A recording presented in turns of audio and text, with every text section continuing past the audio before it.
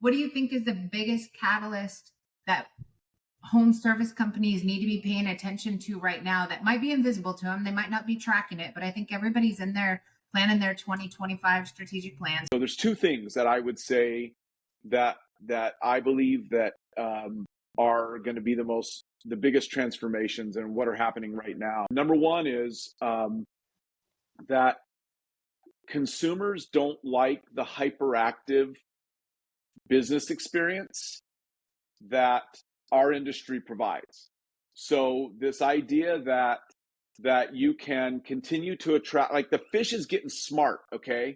Like, you put this little fake worm out there and I'm supposed to come along and bite at it. And next thing you know, I'm like in a frying pan, right? Like consumers are understanding. They've been through enough of these cycles to where somebody advertised some next to freebie thing to get them in the door, and then a hyperactive sales approach was placed upon the consumer, and consumers don't like it and they don't want it anymore.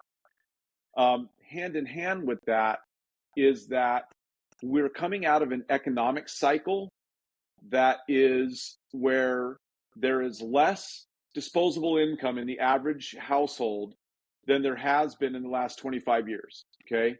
And coupled with that, there are more homes in the US that are owned by private equity and publicly traded companies than anyone could have ever predicted. So the process of not being 100% focused on the consumer's experience from the consumer's point of view is a massive mistake that this is going to cause a big implosion for some of the largest private equity groups that there are right now.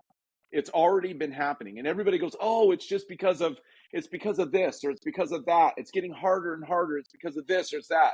And they don't understand that there's fewer customers. There are fewer available customers today than there've ever been.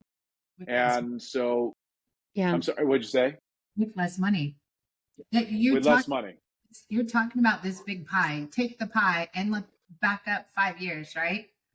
And that pie of residential homeowners looked much different than now. And you start slicing out giant chunks of consumers. Yeah.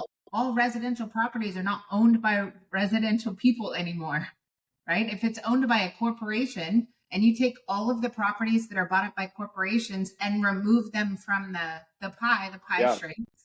And then you start to take away all of those companies, like the industry's gotten better at maintenance agreements. So you start to take all of the maintenance agreements and protection plans that are now owned by somebody who owns the wall on a connected device that takes care of things, shrink the pot again. Right.